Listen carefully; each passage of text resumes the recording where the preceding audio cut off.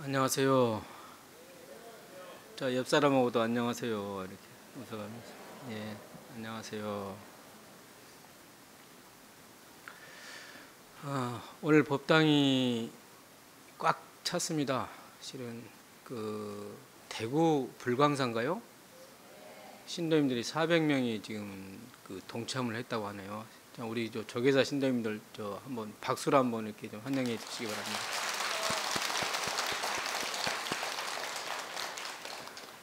열렬히 환영합니다.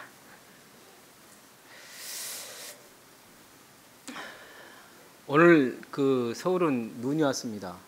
대구도 눈 왔는가요? 안 왔죠? 예, 손바닥만은 날아갔지만 그래도 이렇게 다 차이가 있는 것 같아요. 이 겨울을 보면 춥죠. 그래도 이렇게 제가 이제 통도사가에서 26일 날인가요? 2월 26일 날 그 통도사 방생 때 가서 통도사 앞 정각에 있는 홍미화를 본 기억이 엊그제 같습니다. 벌써. 그러면서 여러분들하고 이제 한번 여러분들 곰곰이 한번 생각해 보세요. 이 겨울을 누가 나하고 가장 의미 있게 이렇게 겨울을 보내게 했는가 한번 그런 부분을 이렇게 한번 생각해 보세요. 자, 첫 번째 떠오른 분이 남자 같으면은 부인이 아내가 떠오를 것 같고, 또 아내 같으면 남편이 떠오를 것 같고, 또 자식, 딸, 또 뭐 친척, 또 이웃들 이렇게 생각. 자, 눈을 한번 감아 보세요. 자, 우리가 그분들한테는 실은 이렇게 한철을 이렇게 한 겨울을 이렇게 보내면서도 이제 새봄을 맞이하고 있지 않습니까? 이른 봄이긴 하지만 그분들에게도 마음속으로 감사합니다 한번 3번씩만 해보세요. 감사합니다. 감사합니다. 감사합니다. 이렇게 우리가 이 추운 겨울을 이기게 한 모든 분들에게 다시 한번 이렇게 감사를 이렇게 드립니다. 그러면서도 저는 이제 노동위원장이다 보니까 안 좋은 대소사를 이렇게 또 참여할 때가 이렇게 많이 있습니다. 실은 여러분들이 알다시피 2월 26일 날인가요? 석천동, 송파구 석천동이죠. 세모녀 자살 사건 이야기 들어보셨죠? 그 다음에 동두천의 모자 투신 자살 사건, 그 다음에 경기도 광주에 아마 아저씨가 택시 운전했는데 암에 걸렸는가 봐요. 암에 걸리니까 택시 운전을 못 할 거 아니에요. 근데 설상가상으로 장애를 가진 딸이 있었어요. 그 다음에 그 아들하고 이렇게 자살했고, 그 다음에 익산, 또 김해 등등 전국에서 요즘 자살하는 사람들이 많이 일어나고 있습니다. 제가 이 자살하는 사람들을 이렇게 여러분들한테 이야기하는 건 뭐냐면, 누구든지 그런 환경에 빠질 수도 있고, 또 우리 이웃에 그런 분들이 아마 있을 걸로 저는 이렇게 눈만 잘 보면 생각이 들기도 합니다. 그래서 여러분들의 이런 말 많이 들어보셨어? 옛날에 십시일반 밥을 10숟가락을 이렇게 거두면은 한 사람이 먹고 살만하다, 그런 이야기가 들어 있었습니다. 외국 사람들이 한국 사람을 이렇게 한국 사회를 가장 부러워하는 게 뭐냐면은 친척 간에 이렇게 잘 도와주는 모습이라고 그래요. 여러분들 1997년에 우리나라에 IMF라는 사태가 일어났습니다. IMF 때 우리나라 사람들이 이렇게 굶어서 죽거나 이렇게 아니면 자살한 사람도 이제 많이 있었겠지만 그나마 이렇게 많은 사람들이 이렇게 생명을 부지하고 죽지 않은 이유가 뭐냐 그랬더니 가족 간에 서로 이렇게 도와주고 이렇게 품어서 이렇게 그런 이야기를 많이 합니다. 근데 이제 우리가 가난의 긴 그 병이나 긴 가난에는 그 방법이 없다고들 많이 이야기를 합니다. 그러면서 이분들이 이제 착한 이웃들이에요. 여러분들 한번 생각해 보세요. 송파구 세모녀마 같아도 여러분 같아 한번 이렇게 생각해 보세요.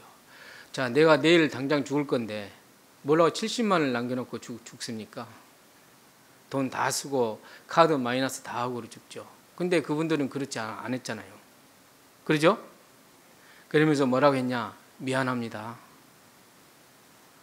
마지막 집세와 공과금입니다. 이러면서 그 돈을 주고 왔어요. 그 사람들 다 특징이 뭐냐? 대부분 다 이렇게 미안한 마음을 가지고 이렇게 그 삶을 마감을 했어요. 우리 생명이 얼마나 소중하냐 그러면은 여러분들 이렇게 남자분들 같으면은 장기나 이 바둑을 안 두신 분이 없을 거예요. 저도 이제 가끔 이렇게 바둑 인터넷 바둑 같은 거 한 번씩 두기도 하는데요. 자, 그 이제 친구들끼리 이제 뭐 내기 장기나 밥 사는 바둑이나 이런 걸 두기도 한단 말이에요. 근데 내가 이제 한 수를 안 물러주면 내가 죽게 생겼어요. 그런데 그 친구한테 야, 이거 한 수 물러주라. 그래 물러주기도 합니다.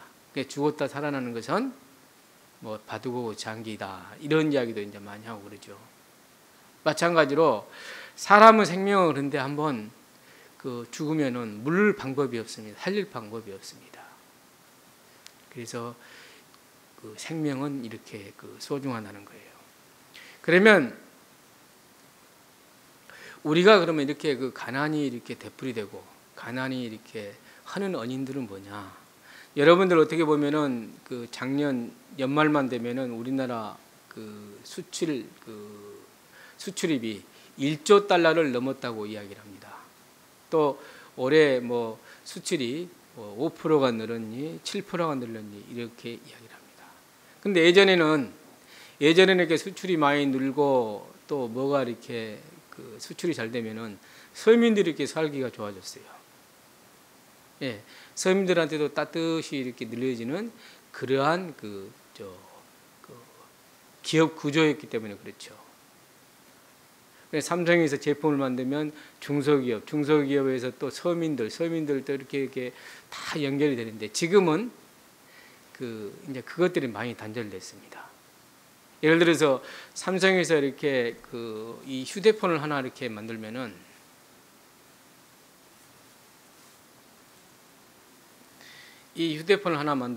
케이스는 뭐 예를 들어 베트남에서 찍어오고 안에 부속품은 중국에서 해오고 또 인도네시아에서 해오고 또 일본에서 해오고 이렇게 다 국제적으로 이렇게 분업이 되어 있습니다. 이거 하나만 가지고도. 자동차도 역시 마찬가지죠. 우리나라에서 이렇게 만들기는 만들지만 중요 부품들은 이렇게 서로가 이렇게 국제적으로 이렇게 공조를 해서 이렇게 분업화시켜서 이렇게 하는 산업을 우리가 신자유 시대라고 하는 겁니다. 그래서 우리가 아무리 핸드폰을 많이 생산해도 그 회사에 근무하는 근로자나 노동자나 이런 분들이 이렇게 또 사용자나 또 다국적에 종사하는 이런 노동자나 사용자들이 이렇게 혜택을 받는 거지 전 국민한테 이 혜택이 돌아가지 않아요. 이것이 바로 우리가 말하는 자유주의라고 합니다. 제가 왜 이야기를 하느냐 그러면은 이분들이 정상적으로 제가 이렇게 죽음을 가만히 이렇게 석촌동도 한번 가보고요. 또 얼마 전에 이렇게 일형제도 저희들이 이렇게 해치마당에서 이렇게 지냈습니다. 그때도 이렇게 이야기해서 가만히 보니까 공통점들이 있더라고요. 하나는 모자가 세모녀 같은 경우도 남편이 암으로 이렇게 투병을 했어요. 여러분들이 암으로 투병하면 어떻게 됩니까? 치료비가 많이 들어가죠. 또 남편이 벌어다 주다가 이렇게 벌이가 끊어지면은 살 수가 없는 거죠. 그러다가 설상가상으로 작년 겨울에 그 어머니가 딸 둘이 데리고 사는 어머니가 낙상을 했다고 그래요. 그래서 팔을 다쳐가지고 식당 일을 할 수가 없어가지고 안타깝게도 이 목숨을 끊었던 그 기억이 있습니다. 그것처럼 이렇게 오늘날 누구 하나만 이렇게 그 몸이 다치거나 몸이 이렇게 허식하면은 그러니까 저축할 여력이 없는 거죠. 그만큼 이 서민들의 삶은 이렇게 팍팍해졌다고 그래요. 그래서 우리나라에서 이렇게 전체 5천만 인구 중에서 그 빈곤 가구를 410만 원을 이렇게 봅니다.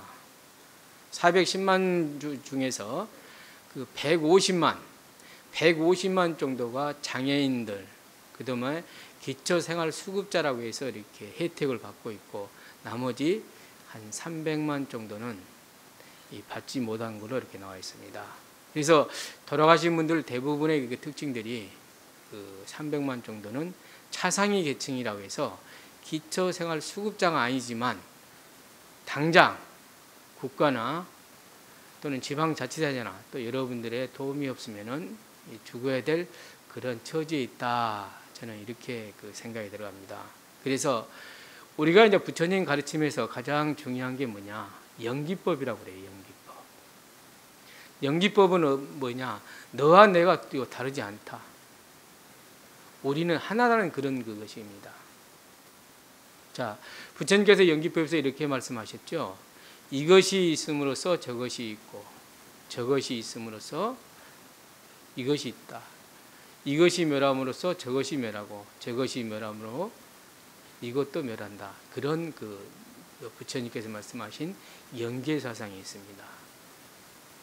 우리 이웃들이 이렇게 삶을 이렇게 망가지고, 우리 이웃들이 이렇게 죽어가고, 우리 이웃들이 그러면은 나는 이렇게 남편이 공무원이고 또 삼성전자 다니고 그러니까 괜찮겠지 생각하지만 결과적으로는 이렇게 우리는 서로가 밀접하게 이렇게 연결되어 있다는 거예요. 그래서 우리 모두가 다 같이 행복해야 될 존재지, 너는 불행해야 되고 나만 행복하면 된다, 이러한 것은 부처님의 가르침에 그 위배된다는 그 이야기입니다.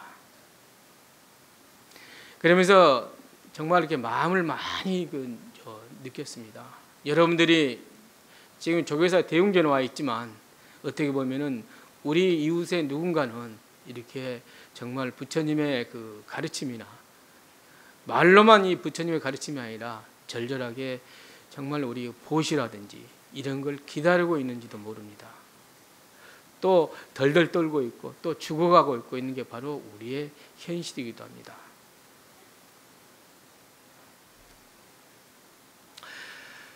제가 이 안타까운 이 현실을 여러분들한테 이야기하는 게 뭐냐, 지금부터 우리 보살님들이나 또 우리 처사님들, 우리 불자들이 한번 주위에 이렇게 한번 이렇게 보시라는 거예요. 집을 팔아서 도와주라고 그런 말은 못 하겠지만 내가 이렇게 그 밥 한 숟가락 이렇게 나눌 수 있는, 반찬 하나 이렇게 나눌 수 있는 그런 사람들은 아마 주위에 있을 거라고 저는 생각이 들어갑니다. 또 우리가 길거리에 지나가더라도 내가 이 1,000원, 2,000원 없으면은 나는 살 수 있지만 그 사람한테는 따뜻한 그 컵라면이 될 수도 있고, 그 사람이 따뜻한 그런 것도 이렇게 뭘 먹을 수 있는, 빵을 사 먹을 수 있는 그러한 그 돈이라는 거예요. 그래서 우리가 당장 그 실천하는 그러한 그 삶이 됐으면 좋겠다. 또 그러한 바람을 가지고 제가 이렇게 오늘 서두를 이렇게 이야기를 하게 됩니다. 옛날에 이런 일이 있었다고 합니다.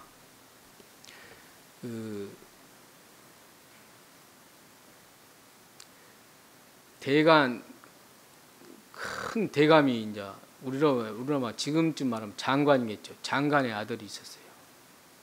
근데 장관의 아들이 그렇게 악행을 많이 저지른 거예요.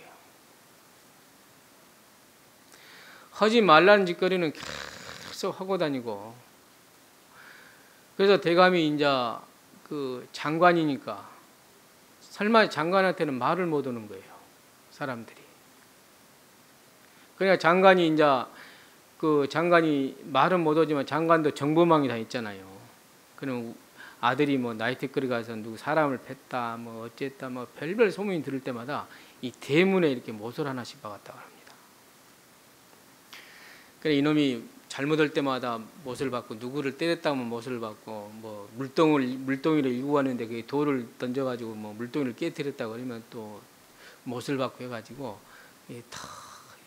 그런데 이제 걔가 이제 그 어느 날 보니까 대문에 못이 엄청 많이 박혀져 있는 거예요.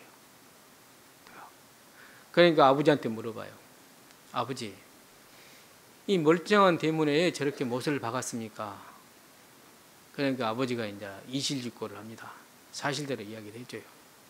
아들아, 네가 지금까지 남한테 요거도 묻고 나쁜 일 할 때마다 나는 이렇게 대문에다 못을 박았다. 그래요. 그러니까 대문에다 못을 박았다 그러니까 아들이 이제 그 소리를 듣고 이제 개가천선을 합니다. 내가 이렇게까지 이렇게 잘못했는가? 앞으로는 나는 착한 일을 하겠다. 그러면서 그래요. 그래서 이제 아들이 이제 착한 일을 할 때마다 이제 하나씩 못을 이렇게 빼기 시작합니다. 이게 세월이 뭐 금방 이렇게 착한 일을 했다고 해서 뭐 수천 개를 막았던 그 못이 뭐 단번에 뺄 수가 없잖아요. 몇 년에 걸쳐서 아들이 착한 일을 할 때마다 이렇게 하나씩 남을 도와줬다. 남에게 밥을 줬다. 남에게 용돈을 줬다. 남에게 칭찬을 했다. 아니면 남에게 그 길을 안내를 잘해줬다. 이렇게 할 때마다 이렇게 못을 하나씩 빼갑니다. 그래서 어느 날 못이 하나도 없이 이렇게 다 빠졌습니다. 근데 우리가 통상적으로 보면은 착한 일을 하고 악한 일을 했으면 서로가 또인또인이 되니까 영이 돼야 될 거 아닙니까? 근데 그 대문에 이렇게 보니까 대문에 이렇게 못을 이렇게 뺐던 못을 박았던 데다가 이렇게 착한 일 할 때마다 못을 이렇게 빼고 보니까 못 자국이 남아 있는 거예요. 우리가 그것을 업이라고 합니다. 업. 그래서 내가 이렇게 악한 일을 했는데 착한 일을 했으니까 괜찮겠지 생각하면서 이렇게 우리는 늘 이한을 삼는 거예요. 그래, 나는 더 착한 일을 많이 했으니까 또 악한 일 이러는 쯤이야, 이것쯤이야 이렇게 하지만 그 자국은 남는다는 거예요. 그게 바로 우리가 말하는 업이 되고 그게 바로 우리가 그 생사윤회하는 그런 그 자국이 된다는 거예요. 그래서 그 아들이 계속 이렇게 착한 행위를 통해서 그 향상일로 돼서 그 사람이 이렇게 크게 이렇게 됐다는 그 이야기를 저는 들었습니다. 여러분들도 우리가 이제 말한 대로 이 불성이라는 게 있습니다. 부처님이 그 선언하신 말씀 중에서 가장 그 소중한 말씀이 불성이죠. 인간은 우리 모두는 이렇게 불성을 가지고 있다.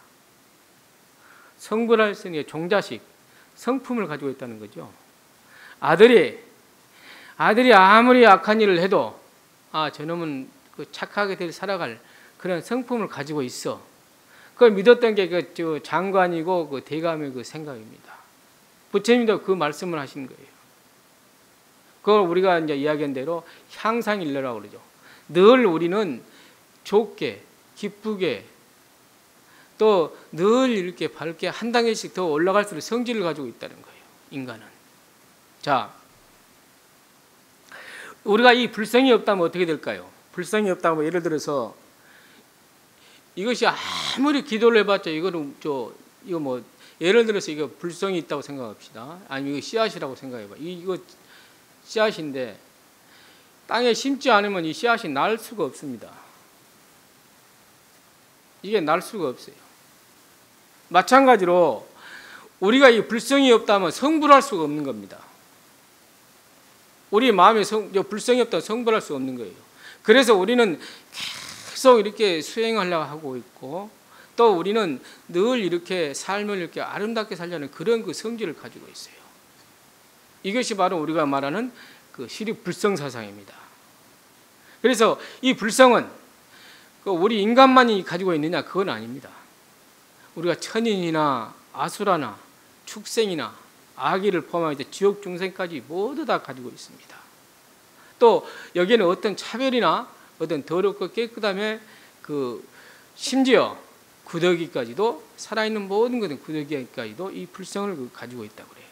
이 불성이란 본래 그 모두가 빛나고 또 걸림이 없고 청정하며 또 영원히 멸하지 않고 생하지 않는 불멸의 존재라서 그게 불성이라고 합니다. 마치 우리가 이 금반지가 이 똥통에 빠져서 3년이 됐든 10년이 됐든 간에 다시 꺼내서 닦으면 그 금이 되죠. 금반지가 되듯이 비록 똥통에서 10년을 그 머물러 있으면 새카맣게 돼서 못 알아보겠죠. 그렇지만 그 본래 그 더러움을 이렇게 다 이렇게 씻어내고 그러면 그 밝은 그 금반지가 되듯이 그 금반지의 그 성품을 이렇게 가지고 있다는 거예요. 다만 우리가 그 객진 번뇌에 휩싸여 있어서 다만 그게 그 크게 이렇게 빛을 발하지 못하고 있다. 이제 이렇게 이제 생각합니다.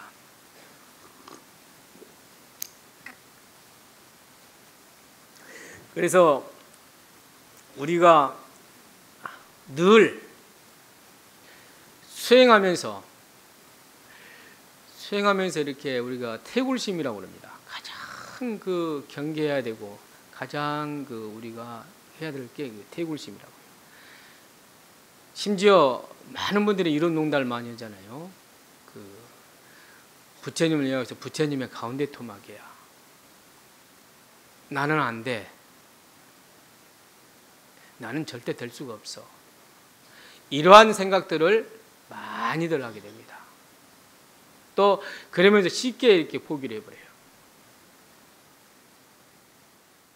그러면서 영원히 스스로 이렇게 중생의 노예로 살아가려는 사람들이 많이 있어요. 나는 안 돼. 나는 죽어도 안 돼. 부처님이면 가능해. 이건 스님들만 해야 돼. 이런 식으로 이렇게 태굴심을 많이 가집니다. 이 태굴심을 경계하는 것이야말로 그 우리가 이 수행이라는 거예요. 이 수행은 이렇게 거창하게 이렇게 뭐 하늘에 보이듯이 이렇게 하는 게 저는 수행은 아니라고 생각이 들어갑니다. 저 같은 경우만 해도 제가 이렇게 한 몇 년 전부터 계속 해왔던 게 그 아침으로 이 요가하고 잠깐에 이렇게 수행하는 프로그램을 계속 해오고 있습니다. 비가 오나 눈이 오나 어디 가든지 하루에 제가 그걸 하지 않으면 이 몸이 찌뿌둥해요. 여러분들 마라톤을 하는 사람이나 자전거를 사이클을 타는 사람이나 모든 사람들은 운동을 이렇게 계속 한 사람들 그거 느끼는 게 있습니다. 안 하면 몸이 찌뿌둥해서 견딜 수가 없어요. 여러분들 수행도 그렇게 하셔야 된다. 수행도 스스로 이렇게 막 몸에 갈증이 나듯이 안 하면 막 찌뿌둥하고 막 안 하면 하듯이 이렇게 수행이 이렇게 익어가야 된다는 거예요. 그러면서 수행이 안 됐다고 하고 그러다 보면은 우리가 늘 건강할 수가 없잖아요. 그러다 보면 몸과 마음이 약해져요. 이교도들이 달콤한 소리로 이야기합니다. 죽어가고 있는데 하나님 믿어라. 그래서 넘어간 사람들이 많이 있습니다. 예, 평소에 자기 수행을 하지 않기 때문에 그런 거예요.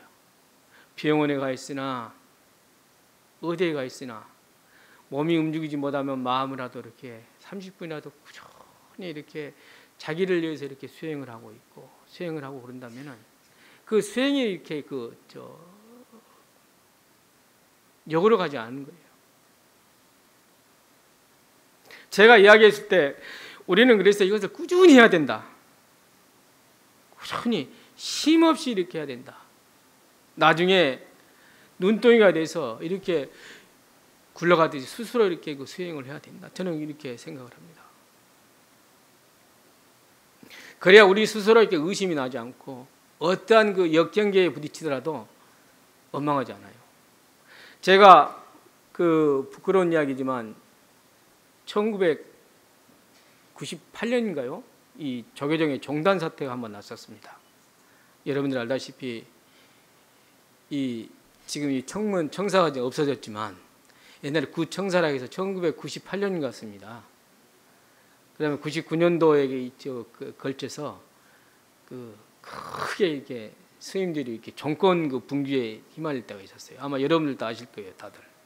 여러분들 그거 아실 때마다 저기서 와서 기도하고 싶고 저기서 하고 싶지만 아들내미들이나 누가 부끄러워 가지고 이렇게 제대로 못 온 적이 있었을 겁니다. 저도 역시 그때 북한학과를 제가 다녔습니다. 대학원을. 정말 부끄럽더라고요. 그러면서 94년도 정당개혁을 하면서 앞으로는 두 번 다시 이렇게 이런 사태가 없겠지. 저도 간절히 생각을 하고 있고 다들 그때는 그랬습니다. 근데 정말 병조화를 던지고 막 콜라병을 죽으라고 던지고 막 기아장을 이렇게 막 쳐서 던지고 다치고 그러는 걸 이렇게 보면서 정말 이렇게 부끄럽더라고요. 그래서 제가 2000년도인가요? 제가 미얀마를 갔습니다. 미얀마 마하시 선언이라고 하는 데를 갔어요. 안 그러면 정말 이렇게 미워서 이렇게 죽고 싶을 정도로 이렇게 정말 태굴심이 일어나더라고요. 정말 미얀마 갔다 와서 아직도 내가 그런 마음이 생기면 나 이제 한석해야지 이런 생각이 들 정도로 이렇게 마음이 괴로운 적이 있었습니다. 그런데 거기서 이렇게 이제 이파사나 수행을 이렇게 한 3개월 거쳐서 쭉 하면서 이렇게 제 몸과 마음을 거쳐가면서 이제 추스리고 요즘 말로 힐링이라고 하겠죠. 그러면서 제가 이제 잠깐의 어떤 아마 맛을 본 것 같아요. 이래서 수행하는구나. 그 맛을 이렇게 보게 됩니다. 그러면서 한 번도 제가 이렇게 이제 우리가 이제 그때 용어를 사티라고 그러죠. 사티라는 용어인데 우리가 아라차람이라고 많이 이야기를 합니다. 그 사티란 용어를 하면서 제가 한 번도 이렇게 태굴심을 내본 적이 없어요.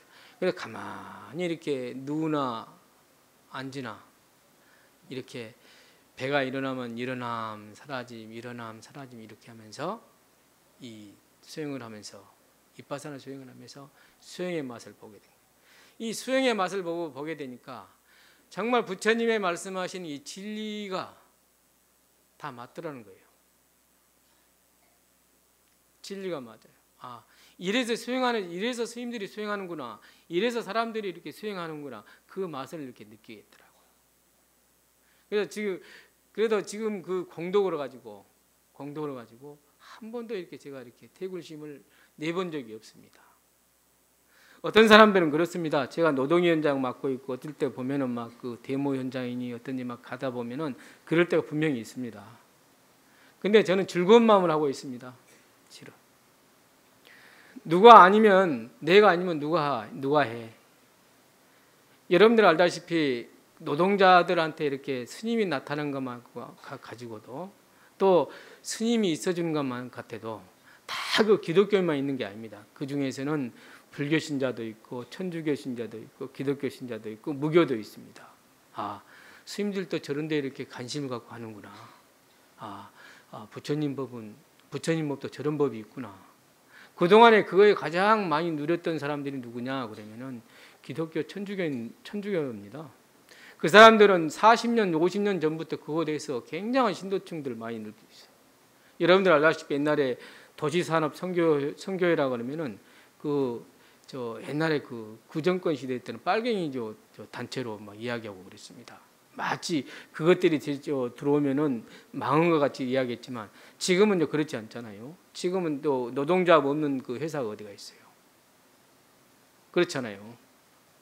여러분들도 여기서 사용자거나 아니면 노동자에 가입하는 사람은 많을 겁니다, 아마.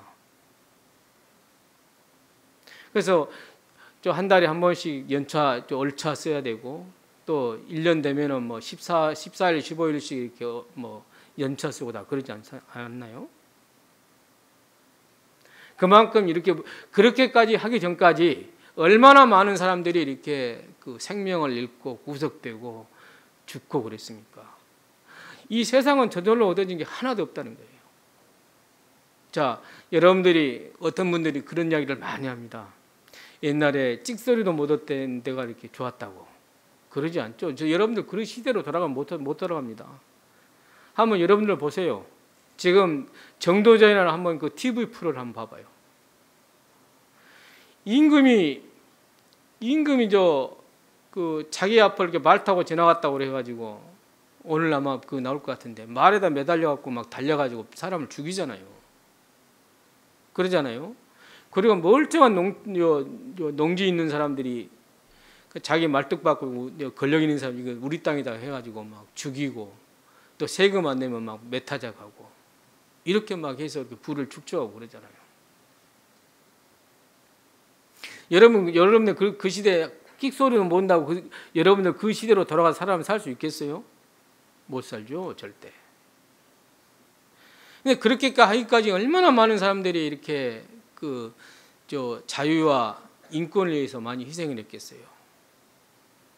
저는 그것을 알아야 된다고 생각을 합니다. 실은. 수행도 역시 마찬가지죠. 자유가 이렇게 소중하고 자유가 이렇게 했듯이 수행도 역시 마찬가지로 그렇게 소중하고 그 맛을 알 때까지는 저는 이렇게 끊임없이 이렇게 자기가 수행을 그러다 보면은 계속 저는 부단히 이렇게 그 길로 이렇게 전 돌아가자고 생각합니다. 여러분들도 내 안에 나도 붙여야 될 성품이 있다. 성품이 있다. 나는 기아 쪼가리 돌 쪼가리가 아니다. 이렇게 생각하시고 끊임없이 이렇게 그 말을 믿어서 의심하지 않고 수행한다면은 저는 여러분들이 반드시 그 도가에 들어서 그러한 경계로부터 자유스러울 거라고 저는 생각이 들어갑니다. 자, 어떤 사람들은 이런 사람도 있습니다. 똑같은 사람들이에요. 우리가 늘 경험한 일입니다. 자, 진수성찬 앞에서도 이렇게 불평한 사람이 있어요. 그렇지만 또 마른 떡 한 조각으로 감사한 마음으로 이렇게 먹는 사람이 있습니다. 건강한 신체가 있음에도 건강한 신체면 환경을 원망한 사람이 있고 두 팔과 두 다리가 없음에도 불구하고 감사하는 사람이 있어요. 여러분 알다시피 우리 승가원에 보면 태호라는 학생이 있어요. 인간시대인가 몇 번 나왔었죠? 걔도 이 팔이 없어요. 선천적으로 팔이 없으니까 요 발로 이렇게 먹고 그래요. 발로. 요즘에 이제 중학교 다니니까 그렇지만 걔는 굉장히 엄마라는 엄마 노릇을 하는 비구니 스님이 있어요. 그 비구니 스님한테 그런데요. 요즘에 이제 중학생이니까 스님, 저 장가 수 있을까요? 그 스님 뭐라고 했어요?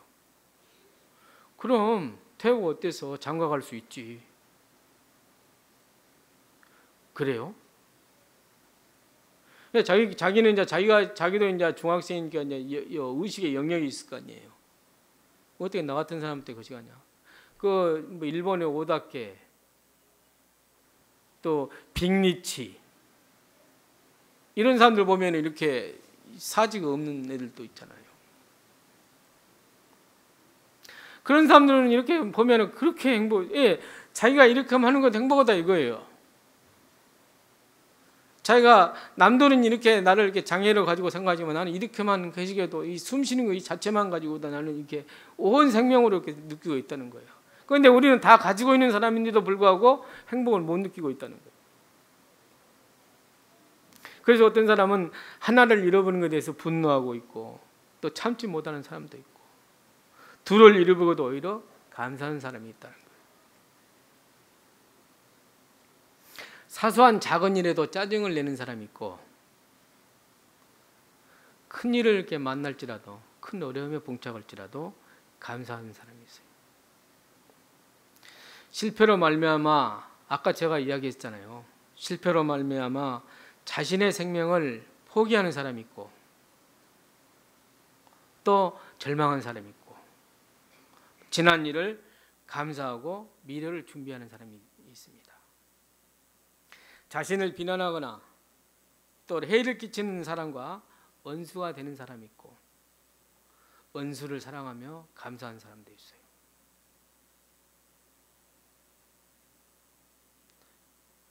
남이 잘 되는 것을 이렇게 시기하는 사람이 있고, 남의 성공을 감사하는 사람도 있어요. 죽음을 두려워하는 사람이 있고, 죽음을 감사히 이렇게 받아들이는 사람도 있어요. 우리가 그런 사람 분명히 있습니다. 죽을 때요, 안 죽으려고 눈을 이렇게 치켜두고 그런 사람도 있고, 여러분들 그런 사람들 많이 봤죠? 그래서 막 눈을 이렇게 감아주기도 하고, 죽음이 두려워서 막 벌벌 떠는 사람도 있고. 우리는 이렇게 감사할 이유가 이렇게 충분히 있습니다. 호흡할 수 있는 것이 감사하고, 걸을 수 있는 게 감사하고, 또 먹을 수 있는 것과 참을 수 있는 것이 감사하고, 성공도 실패도 감사하고, 몸이 아파도 건강해도 우리가 감사하는 이게 삶입니다. 사실상 이 땅에서 태어나서 죽을 때까지 우리는 감사와 기적이 아닌 것이 없습니다. 돌이켜보면 우리는 이 소박한 감사, 또 고맙습니다 이 말 한마디가 우리 삶을 얼마나 행복하게 좋게 해준지 몰라요. 마치 부처님께서 말씀하신 나에게 불성이 있다, 청정무구한 불심이 있다, 죽어도 없어지지 않는 이 불심이 있다, 이것도 똑같은 겁니다. 부처님께서는 이것 때문에 오신 거예요. 너희들도 나와 같이 수행하고 정진하고 노력하면 부처님이 될 수 있다는 걸 보여주기 위해서 이 땅에 오신 거예요. 다른 게 없습니다. 우리 삶도 마찬가지요. 우리도 늘 태어나면서부터 죽을 때까지 감사 덩어리예요. 그런데 우리는 늘 안 되는 것만하고 부족한 것만 이렇게 채우려고 하는 거예요. 자, 우리는 이렇게 실패하거나 또 자살하거나 죽거나 이런 사람을 이렇게 본받지 말자고요. 우리는 그 역정이 있었지만 굴하지 않고 정말 열심히 노력해서 성공하고 또 앞으로 나가야 됩니다. 이게 바로 우리가 말하는 그 부처님 말하는 불성이에요. 예, 우리는 불성을 가진 소중한 존재이기 때문에 그렇습니다.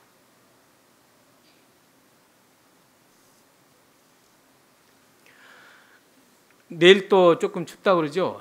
실은 내일 또 좀 춥다고 그럽니다. 영하 6도까지 이제 마지막 꽃샘추위라고 하는데요. 이 꽃샘추위가 범이 저절로 오겠습니까? 이런 추위를 겪고 또 겪고 하다 보면은 봄이 오는 거고, 또 봄이 오다 보면 여름이 오는 거고, 여름이 오다 보면 가을이 오고, 가을이 오다 보면 또 겨울이 오는 거고, 이렇게 가다 보면은 문득 이제 머리에 서리가 내리고, 또 그 부처님이 오라면 가야죠, 저리. 그렇죠? 영원한 생명은 이 불성, 여러분들 믿으십시오. 또 여러분들이 이 수행은 이런 말을 많이 합니다. 소를 이렇게 물가까지는 이렇게 데리고 갈 수 있지만 물을 먹고 안 먹고는 소의 책임이에요. 부처님이 이 불교라는 이 울타리까지 여러분들을 이렇게 모시고 왔어요. 부처님이 좋다고 스님들이 여기까지 왔습니다. 그 다음에 수행을 하고 않고 또 내가 물나지 않고 이 태고심을 갖는 것은 바로 우리 신자님들의 그 몫이에요. 누가 이렇게 해주는 게 아닙니다. 마치 배가 고프면은 내가 밥을 먹어야 하듯이, 내가 목마르고 내가 영혼이 목마르고 내가 이렇게 그 생사를 끊으려고 하면은 내가 수행해야지, 누가 옆에 사람이 수행한다고 해서 되는 게 아니에요. 그러죠? 그래서 우리는 의심하지 말고 정말로 그 불성 있는 존재다, 이거 하나 있고, 또 노력하면 부처님까지 될 수 있다는 걸 저는 이렇게 아셨으면 좋을 것 같아요. 오늘 대구 불광사에서 이렇게 오시고 또 그 해서 오늘 12시까지 이제 법문을 하기로 했습니다. 이제 2시 밖에가 있네요.